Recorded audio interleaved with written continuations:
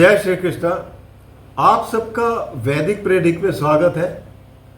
आज का विषय है साप्ताहिक राशिफल 27 जुलाई से 2 अगस्त 2025 तक। इस सप्ताह में खास ये है कि एक जो मंगल का अंगारक योग बना हुआ था केतु के साथ, वो समाप्त हो रहा है। 28 तारीख को मंगल जो है कन्या राशि में आ रहे हैं और चंद्र का गोचर जो सिंह राशि से शुरू होकर और सप्ताह के अंत में समाप्त होगा वृश्चिक राशि पर। तो 12 राशियों के लिए सप्ताह कैसा रहेगा, इस पर चर्चा करेंगे। इससे पहले कि मैं शुरू करूं, आप सबसे रिक्वेस्ट है कि अगर आपने चैनल को सब्सक्राइब नहीं किया तो कृपया सब्सक्राइब करके बेल आइकन ज़रूर दबा दें ताकि आने वाली वीडियो की नोटिफिकेशन मिल जाए। और एक फीचर और ऐड किया है यूट्यूब वालों ने कि जब आप लाइक करते हैं तो लाइक करके एक बटन आता है हाइप का, तो वो हाइप प्रेस कर सकते हैं आप हफ्ते में 3 बार। तो ये आप ज़रूर करिए, इससे हमें काफ़ी प्रोत्साहन मिलता है। तो बाकी अगर कोई भी आपके पास सुझाव हो, कोई भी कमेंट हो, तो आप उसमें ज़रूर लिखिए, उसका मैं ज़रूर आपको उत्तर दूंगा। तो चलिए शुरू करते हैं इस सप्ताह का राशिफल। सबसे पहले बात करेंगे मेष राशि की। मेष राशि के स्वामी मंगल हैं और मंगल जो है अभी तक अंगारक योग में 5वें घर में थे, जो कि आपका विवेक का घर है। तो यहाँ पर थोड़ा सा मानसिक तनाव बना हुआ था, जिसकी वजह से आप कुछ भी अगर क्रिएटिव काम करना चाहें या कुछ फोकस करके करना चाहें तो उसमें डिस्टर्ब होता है ये सब। तो अभी फ़िलहाल क्योंकि मंगल छठे घर में आ गए हैं, छठा घर आपका स्ट्रगल का होता है, तो आपके स्ट्रगल को आसान करेंगे मंगल। तो ये स्थिति यहाँ पर आपके लिए काफ़ी फेवरेबल रहेगी, जो आपको फ़ायदा देगी। हाँ, इतना है कि मंगल जो है क्योंकि क्रूर ग्रह हैं, अग्नि तत्व का ग्रह हैं और छठे घर में बैठकर आपको चोट वगैरह ज़रूर देते हैं, तो उसका ज़रूर ध्यान रखिएगा। बाकी देखा जाए तो धन भाव की स्थिति शुक्र स्वामी है। शुक्र जो है वो बैठे हुए हैं आपके तीसरे घर में गुरु के साथ, यानी कि धन आएगा और थोड़ा मेहनत अधिक करनी पड़ेगी। बाकी परिवार में समय अच्छा रहेगा। चौथा घर सुख स्थान का है, सुख स्थान के मालिक चंद्र हैं और चंद्र पंचम भाव में बैठे हैं। पंचम भाव में चंद्र की स्थिति बहुत अच्छी रहती है। और इसके बाद छठे में जाएंगे। छठे में बेसिकली जब मंगल के साथ होंगे तो एक मंगल और चंद्र का एक योग जो बनता है बहुत अच्छा गिना जाता है, ये भी फायदेमंद होगा। सप्तम भाव में आएंगे, सप्तम भाव में भी चंद्र का गोचर काफ़ी अच्छा रहेगा। अंत के 2 दिनों में जब वृश्चिक राशि में होंगे तब थोड़ा मानसिक तनाव बढ़ेगा, बाकी तब तक बहुत अच्छा है। 5वां घर देखा जाए तो यहाँ पर केतु बैठे हुए हैं मंगल के साथ पहले दिन, उसके बाद मंगल यहाँ से हट जाएंगे। तो आपके लिए परिस्थितियाँ यहाँ पर थोड़ी सी बेटर हो जाएंगी, लेकिन फिर भी केतु थोड़ी नकारात्मकता लाते हैं, तो उसको आप फोकस करके अगर कोई भी काम करते हैं तो कोई परेशानी नहीं है। सप्तम भाव आपके पार्टनरशिप का है और वो शुक्र तीसरे घर में बैठे हैं, तो थोड़ा बहुत एफर्ट करने पड़ेंगे पार्टनरशिप के लिए, तो वो आप कर सकते हैं। कार्य क्षेत्र में आपके शनि स्वामी हैं, शनि वक्री होकर 12वें घर में बैठे हैं, जो ये बताते हैं कि कोई ना कोई कार्य क्षेत्र में आपको बदलाव करने हैं, कुछ चेंज करना है, तो वो ज़रूर आप ध्यान दीजिए और जो भी चेंज आता है उसे एक्सेप्ट करिए, तो आपके लिए सप्ताह काफ़ी अच्छा रहेगा। अब वृषभ राशि की बात करेंगे तो वृषभ राशि के स्वामी शुक्र हैं। शुक्र और गुरु जो है दूसरे घर में बैठे हैं, धन भाव में बैठे हैं। शुक्र की स्थिति अच्छी है, आपकी वाणी बहुत मीठी होगी, परिवार में भी काफ़ी अच्छा समय रहेगा, धन की कोई कमी नहीं रहेगी, काम आपके सभी बनते हुए नजर आएंगे। वृषभ राशि वालों के लिए वैसे भी ग्रहों की स्थिति बहुत अच्छी है। आप वृषभ राशि के लिए जो मैंने इस महीने एक वीडियो दिया है वो भी आप देख सकते हैं, जिससे आपको लगेगा कि वाकई आपके लिए आने वाला समय बहुत ही अच्छा है। तो ये स्थिति है और यहाँ आपके लिए बिल्कुल भी कोई परेशानी नहीं है। और सप्तम भाव के स्वामी जो है मंगल हैं, मंगल भी जो है वो कन्या राशि में छठे घर में 5वें घर में बैठे हैं, जो एक अच्छी स्थिति में है। थोड़ा सा पेट का ज़रूर ध्यान रखिए, बाकी और कोई दिक्कत नहीं है। और शनि देव 11वें घर में बैठे हैं जो आपको अच्छे लाभ दे रहे हैं। कार्य क्षेत्र में राहु बैठे हुए हैं, राहु भी आपकी बड़ी मदद करते हैं और कार्य क्षेत्र में आपको आगे बढ़ाते हैं। तो वृषभ राशि वालों के लिए सप्ताह बहुत ही अच्छा है। अब बात करेंगे मिथुन राशि की। तो मिथुन राशि में बुध स्वामी है, बुध तो दूसरे घर में बैठे हैं, वाणी के घर में। तो पारिवारिक स्थिति भी अच्छी है, लेकिन वक्री बैठे हैं। वक्री ग्रह का मतलब ये है कि कोई अगर आपके परिवार में कोई पहले के प्रॉमिस किए हुए हैं, वो काम रह गए थे, तो आप पूरे करने का समय है, वो कर लीजिए। दूसरा, आपके प्लानिंग में कुछ दिक्कत हो सकती है। तो जो आपने पहले प्लान किया हुआ था, जब वक्री हो जाते हैं प्लैनेट, तो आपकी प्लानिंग में कोई ना कोई विघ्न आता है या आप कुछ चेंज करना चाहते हैं।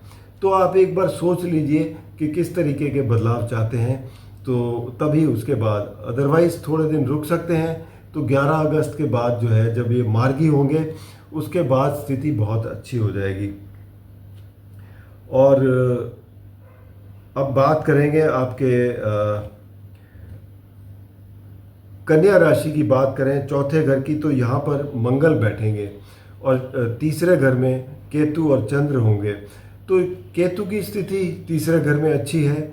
मंगल चौथे घर में जो है, सुख स्थान में थोड़ा सा परेशानी का कारण बनते हैं।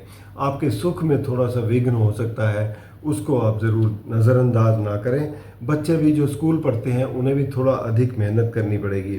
पंचम भाव के स्वामी जो है वो शुक्र हैं। शुक्र जो है वो आपकी राशि पर बैठे हुए हैं, तो ये बहुत अच्छी स्थिति है, आपको काफ़ी अच्छे लाभ देते हैं, धन का भी फायदा होता है। सप्तम भाव के स्वामी जो है गुरु हैं। गुरु आपकी राशि पर बैठे हैं, तो सप्तम भाव को देखते हैं तो उसको मजबूती मिलती है।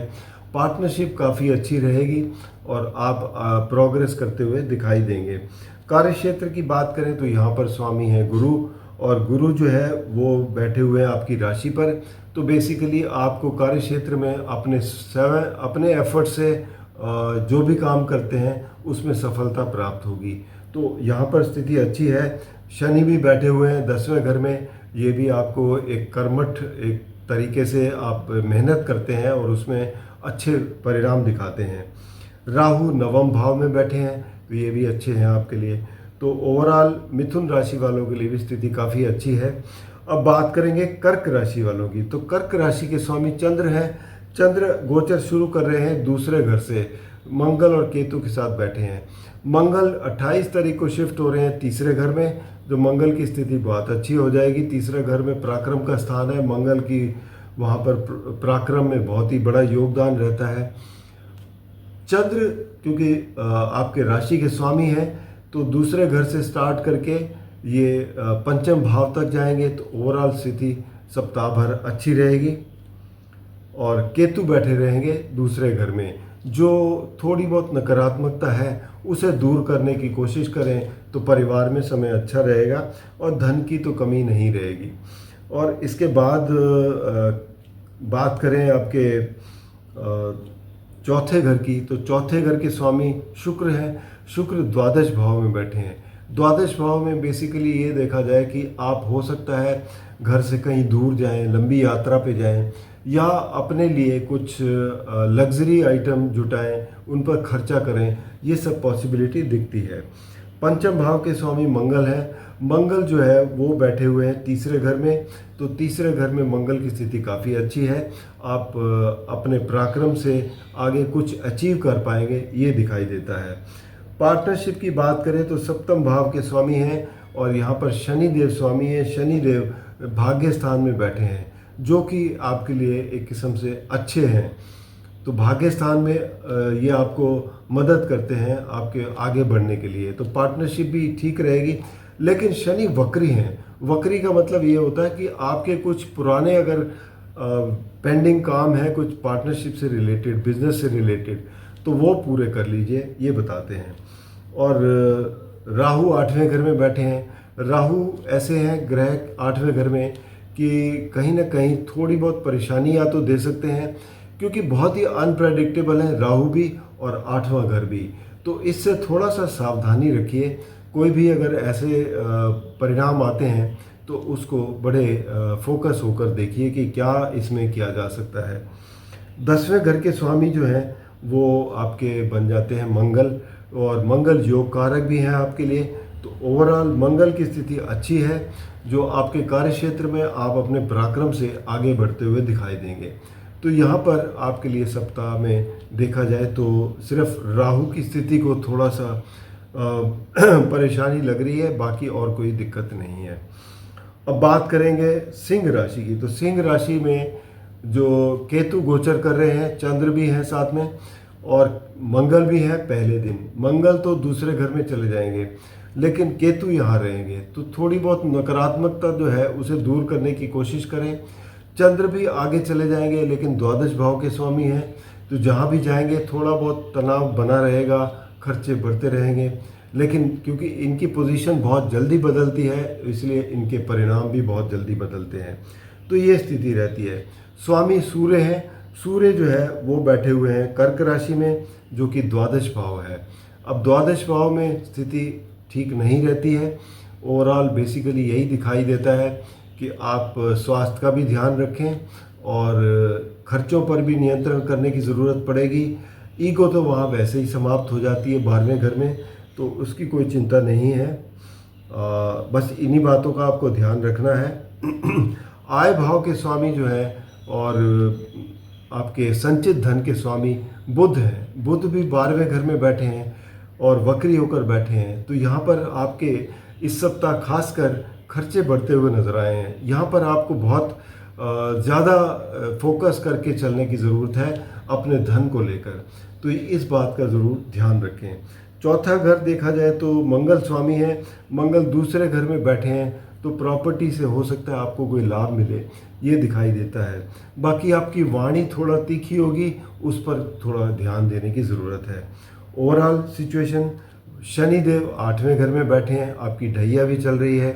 तो ओवरऑल सिंह राशि वालों के लिए जो है परिस्थितियां थोड़ी सी विषम हैं, तो आपको अधिक मेहनत करनी पड़ेगी, फोकस ज़्यादा करना पड़ेगा, तभी आपके जो है रास्ते कुछ सही दिखाई देंगे, क्योंकि कुछ अड़चनें ज़्यादा दिखाई दे रही हैं इस सप्ताह। तो थोड़ा आपको संभल कर चलने की ज़रूरत है। वो चाहे आपका कार्य क्षेत्र हो, वहाँ पर भी आपको ध्यान रखने की ज़रूरत है। आय भाव के स्वामी अगर देखें तो यहाँ पर आय भाव में गुरु और शुक्र की युति है, और ये आपके लिए आय में अच्छी वृद्धि कर रहे हैं, तो यहाँ पर थोड़ा आपके लिए रिलीफ है। तो ये परिस्थिति है, कुल मिलाकर मिले जुले परिणाम मिल रहे हैं। अब बात करेंगे कन्या राशि की। तो कन्या राशि के स्वामी बुध हैं, बुध वक्री होकर बैठे हुए हैं कर्क राशि में, जो कि 11वां घर है। 11वें घर में सूर्य के साथ बैठे हुए हैं। कोई भी ग्रह हो अच्छे रिजल्ट देता है, तो यहाँ पर आपके लिए परिस्थिति काफ़ी अच्छी है। हाँ, इतना ज़रूर है कि धन भाव के स्वामी जो हैं वो आपके शुक्र हैं। शुक्र दशम भाव में बैठे हैं गुरु के साथ, तो यहाँ पर भी बेसिकली केंद्र स्थान में बैठे हैं, एक मित्र राशि में हैं, तो ये अच्छी स्थिति में है। धन का लाभ तो होगा, कामकाज से भी लाभ होगा, और परिवार में भी समय अच्छा रहेगा। उसके बाद आपके सुख स्थान की बात करें तो सुख स्थान के स्वामी जो हैं गुरु हैं। गुरु की दृष्टि भी पड़ रही है यहाँ पर, तो घर में यहाँ पर अच्छा माहौल रहेगा आपके लिए। आप हो सकता है कुछ अपने घर में अपने रिश्तेदारों को या दोस्तों को बुलाएं और उनके साथ कुछ मेल जोल बढ़ाएं, तो ये एक अच्छी स्थिति है। जो बच्चे स्कूल पढ़ते हैं उनके लिए भी एक काफ़ी अच्छा समय रहेगा। पार्टनरशिप की आपकी बात करें तो पार्टनरशिप के स्वामी भी गुरु हैं। गुरु जब केंद्र स्थान में पावरफुल स्थान में बैठे हैं, तो ये भी आपके लिए काफ़ी अच्छे परिणाम दिखाते हैं। पार्टनरशिप में भी बिजनेस बढ़ता हुआ दिखाई देगा, और पति पत्नी के रिश्तों में भी काफ़ी अच्छे रहेंगे रिश्ते। अब बात करेंगे आपके कार्य क्षेत्र की। तो कार्य क्षेत्र के स्वामी जो है वो बुध ही हैं। बुध 11वें घर में बैठे हैं, तो यहाँ पर भी आपके लिए काफ़ी अच्छे फायदे देते हैं। कन्या राशि वालों के लिए भी सप्ताह जो है काफ़ी अच्छा है, तो ये स्थिति बनी हुई है। अब बात करेंगे तुला राशि की। तुला राशि के स्वामी शुक्र जो 9वें भाव में बैठे हैं, मिथुन राशि में बैठे हैं अपनी मित्र राशि में, तो अच्छे हैं। गुरु भी साथ बैठे हैं, गुरु की दृष्टि भी है आपकी राशि पर, ओवरऑल बहुत अच्छी स्थिति है। शनि देव वक्री होकर छठे घर में हैं। राहु बैठे हुए हैं आपके पंचम भाव में, जो आपको स्पेकुलेटिव एक्टिविटीज़ में, शेयर मार्केट में, इसमें अचानक से धन लाभ देते हैं। तो आपके लिए मंगल केतु 11वें घर में बैठे हैं, लेकिन मंगल तो 28 तारीख को 12वें घर में आ जाएंगे। तो ओवरऑल स्थिति तुला राशि के लिए बहुत अच्छी बनी हुई है। लेकिन मंगल क्योंकि 12वें घर में आ रहे हैं, लेकिन 12वें घर में बैठकर इनकी जो दृष्टि रहेगी वो तीसरे घर पर रहेगी, पराक्रम स्थान पे, चौथे दृष्टि, सप्तम दृष्टि छठे घर पर राहु पर, शनि पर रहेगी, आमने सामने हैं। और आठवीं दृष्टि इनकी अपनी राशि मेष पर रहेगी। तो मेष राशि पर जब दृष्टि पड़ती है स्वामी की, तो सप्तम भाव मजबूत होगा, पार्टनरशिप अच्छी होगी। और हाँ, उस मामले में थोड़े से खर्चे ज़रूर आप कर सकते हैं, करने पड़ेंगे, तो ये आप ज़रूर देख लीजिएगा। और दूसरा, वाद विवाद से बचने की कोशिश करिएगा। बाकी और तो बहुत स्थिति बहुत ही अच्छी है। और आपके जो कार्य क्षेत्र के स्वामी चंद्र हैं वो गोचर शुरू कर रहे हैं 11वें घर से। तो 11वां घर बहुत ही एक लाभ स्थान है। उसके बाद ये 12वें में आएंगे मंगल के साथ, और फिर ये आपकी राशि पर फिर वृश्चिक राशि में समाप्त करेंगे। तो ओवरऑल इनका भी गोचर अच्छा रहेगा, तो कार्यस्थल में भी स्थिति अच्छी रहेगी। अब बात करेंगे वृश्चिक राशि की। तो वृश्चिक राशि के स्वामी मंगल हैं। मंगल बैठे हुए हैं 10वें घर में, लेकिन ये 28 तारीख को ही 11वें घर में आ जाएंगे। तो यहाँ पर स्थिति आपके लिए लाभप्रद बनी हुई है। आपके लिए अच्छा मौका है, स्वास्थ्य अच्छा रहेगा, कामकाज में आपको सफलता मिलेगी, धन का लाभ होता हुआ दिखाई देगा। और धन भाव के स्वामी गुरु और शुक्र दोनों ही 8वें घर में बैठे हैं। 8वें घर से गुरु की दृष्टि है धन भाव पर, तो धन में वृद्धि होगी। और धन कुछ ऐसी जगह भी खर्च हो सकता है जहाँ पर आपको शायद उम्मीद ना की हो। और पॉसिबिलिटी कुछ ऐसी भी है कि आपको अचानक से कोई अनअर्न इनकम भी मिल जाए, तो ये पॉसिबिलिटी भी बनती है। इसके बाद आपके परिवार की स्थिति अगर देखें तो पारिवारिक स्थिति काफ़ी अच्छी रहेगी। सुख स्थान की बात करें तो सुख स्थान के स्वामी जो है वो आपके शनि देव हैं। शनि देव बैठे हुए हैं पंचम भाव में वक्री होकर। तो यहाँ पर भी क्योंकि आपके ये बताते हैं कि घर के अंदर कोई भी अगर आपका पेंडिंग काम है, कुछ पहले छोड़ा हुआ है, तो वो पूरा कर लें। राहु बैठे हैं चौथे घर में। चौथा घर में जब राहु बैठे होते हैं तो आप अपने घर में इलेक्ट्रिकल आइटम्स और इलेक्ट्रॉनिक आइटम्स जो हैं वो जो अगर डेड पड़ी हैं और काम की नहीं है तो उन्हें डिस्पोज ऑफ कर दें या उन्हें ठीक कराएं, क्योंकि डेड आइटम्स होना राहु को ख़राब करता है। इस चीज़ का ज़रूर ध्यान रखें।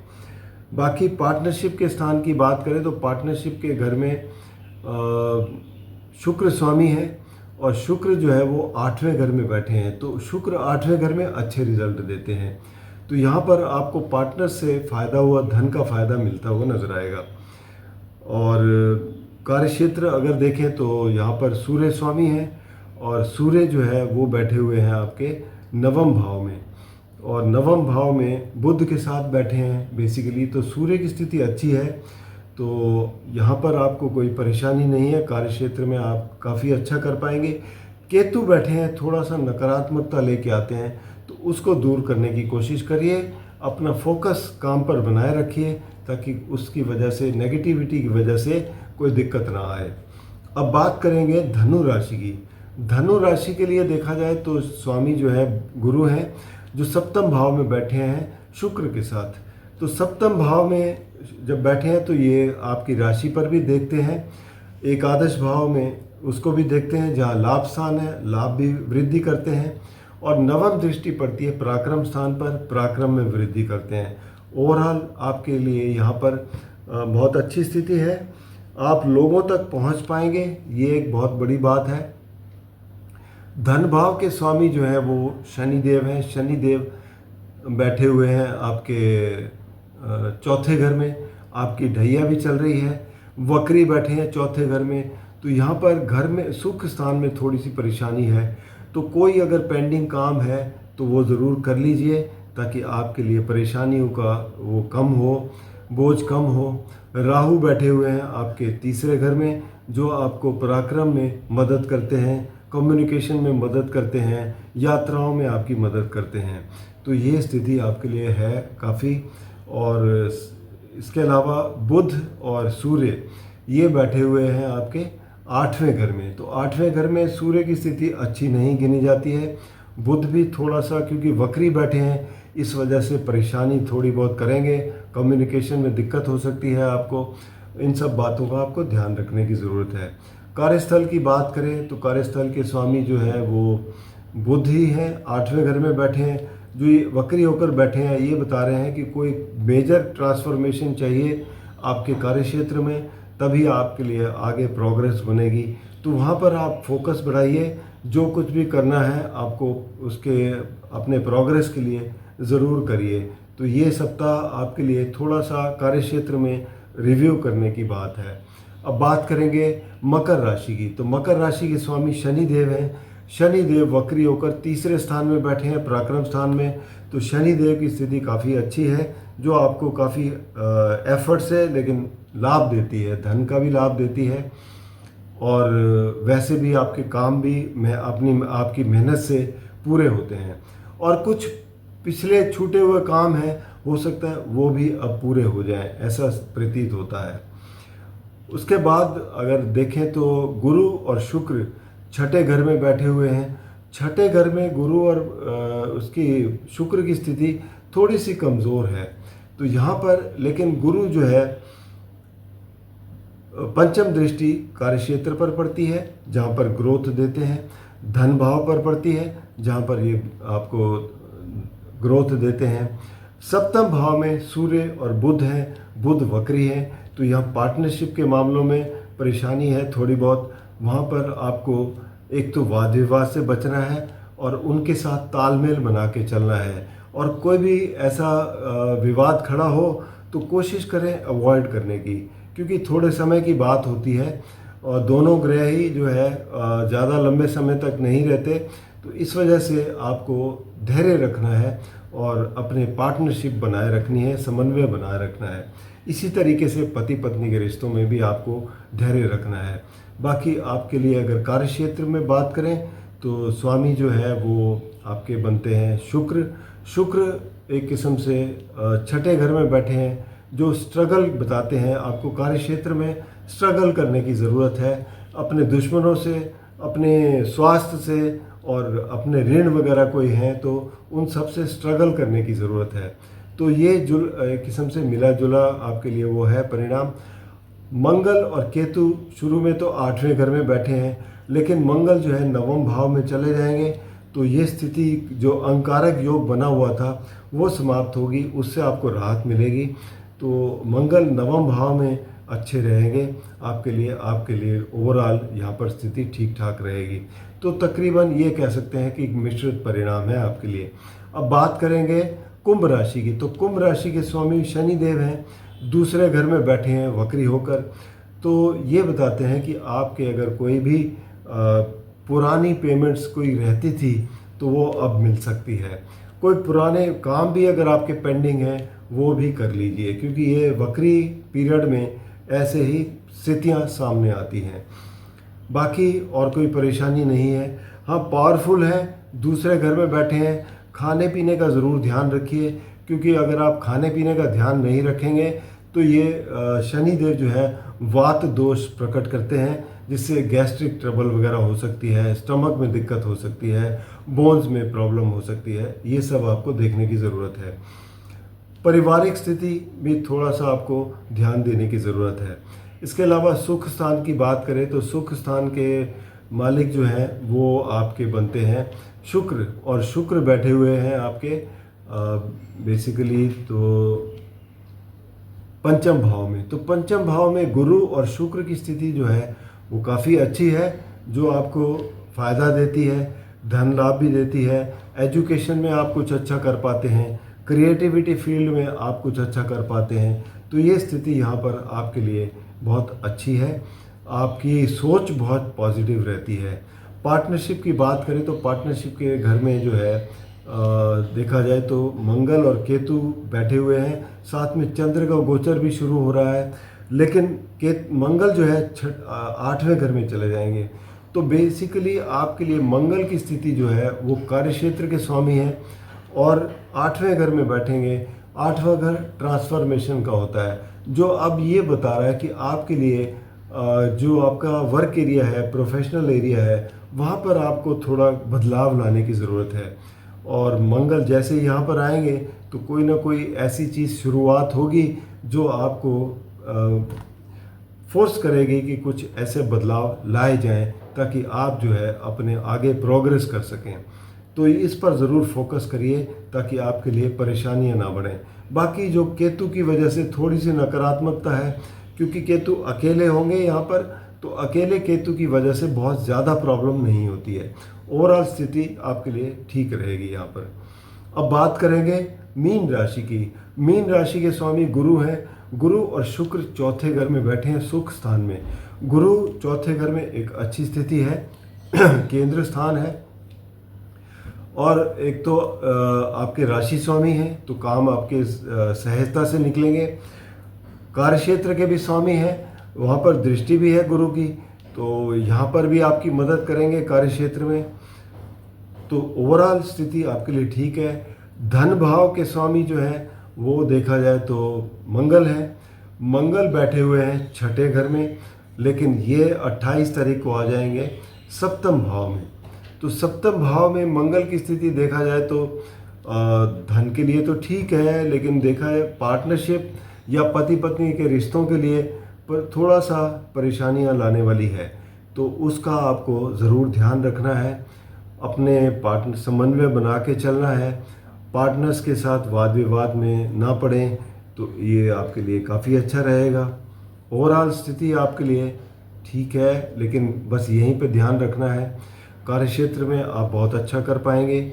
और शुक्र चौथे घर में बैठे हैं जो आपको सुख देते हैं घर में। घर का सुख आपको बहुत है, वाहन के सुख मिलेगा, और भी काफ़ी चीज़ें हैं जो आपको सुख देते हैं, आपको भौतिक सुख प्रदान करते हैं चौथे घर में, क्योंकि शुक्र जो है यहाँ पर एक किस्म से बली होते हैं।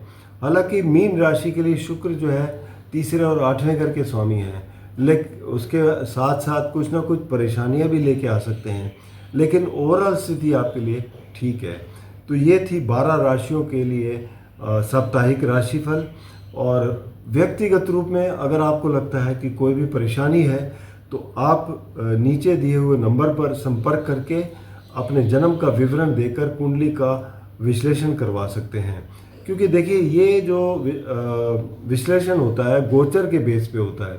आपके बर्थ चार्ट में कुछ पोजीशन अलग हो सकती है, जिसकी वजह से जो प्रोमिसेस हैं वो अलग हो सकते हैं, क्योंकि गोचर जो है वो सिर्फ आपको कोरियर का काम करता है, रिजल्ट ला के देता है। प्रॉमिस जो है वो बर्थ चार्ट में होता है। तो ये फ़र्क आता है कभी कभी कि जब हम बताते हैं और मैच नहीं होता, लेकिन ज़्यादातर आपके लिए हो सकता है कि आपको मैच करे। तो इस बात का ज़रूर आप ध्यान रखिए। धन्यवाद।